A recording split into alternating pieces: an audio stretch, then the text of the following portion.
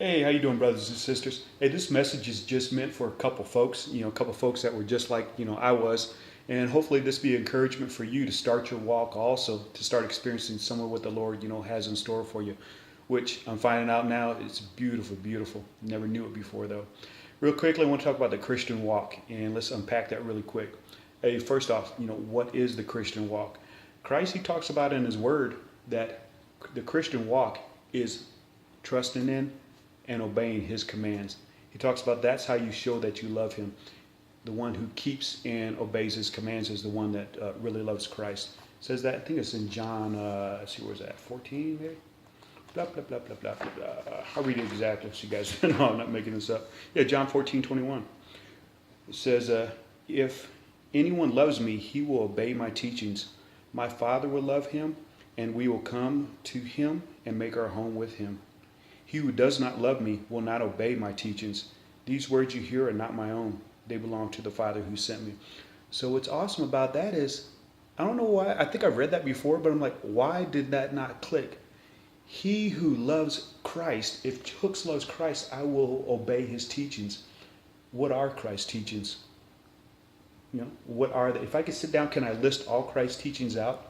And if I can't, I got to think to myself, if I can't even list them out, I know I'm dang near most likely not even coming close to obeying them, walking in that. But anyways, that's a side note. But the Christian walk is actually listening to and obeying Christ, that desire to be more and more like Christ, but not only desire, taking action in it, trying to follow in the footsteps of our Lord. That is what the Christian life is. And then with that Christian life, we have life to the full, where we have joy, we have peace and contentment. No matter what's going on around us, we start experiencing that. Something I never had in my Christian life, that joy, peace, contentment. My joy and peace were all dependent on my outside circumstances. If things were going well, I had joy, I had peace.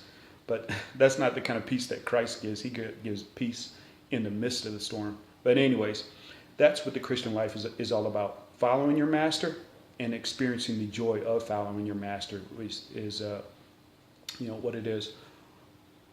So why is that important to know that's what the Christian life is all about? The reason it's important is if we don't know that the Christian life is all about the teachings of Christ and following that, we have no capability to actually live it out, because we're going off of our past programming. We're going off cultural Christianity, not actually, the Word of God. So thus, our life is going to be severely limited as far as the contentment, the joy, the peace we have. It's going to be all external instead of that internal thing. So now what? Now what? If you were like me, being a Christian, but not really seeing the fruit of what you read in the Bible, you're not really seeing that in your life, I encourage you to look at the John 7:17 study. That study is free online. You get all the teachings, all the material, all that free. You can also purchase the book like I did, because I like hard copy books, and do that study yourself. But again, it's about listening to the words of your Lord, the red letters in the Bible, and actually looking at those passages and obeying them and following them. Not in your power, but in the Lord's power. And then we start having that fruit of living that abundant life. Why do we do it? We do it because we love God. And it's just a side byproduct, benefit, that you start having peace and joy when you're truly walking in Him.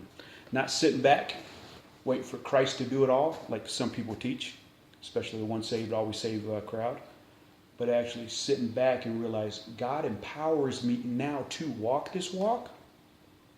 And when I walk it, that's where I have joy, where I have peace. I used to be a Romans 7 Christian, trying to do it in my own power, fighting against the sin, trying to follow the letter of the law.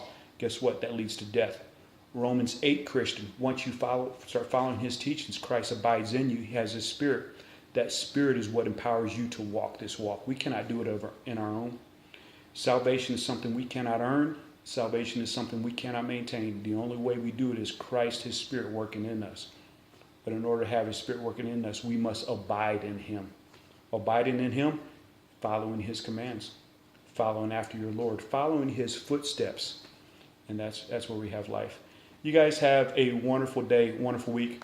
Hey, again, if anyone's like me, where I was, there's few people that realize that really decide, it's all in the Lord's time, breaking out of this matrix we call cultural Christianity, breaking out of it and seeing the truth.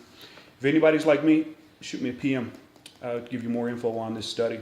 Heck, maybe even we can be, going through this study together and really being that iron sharpening iron kind of thing as we press on this journey.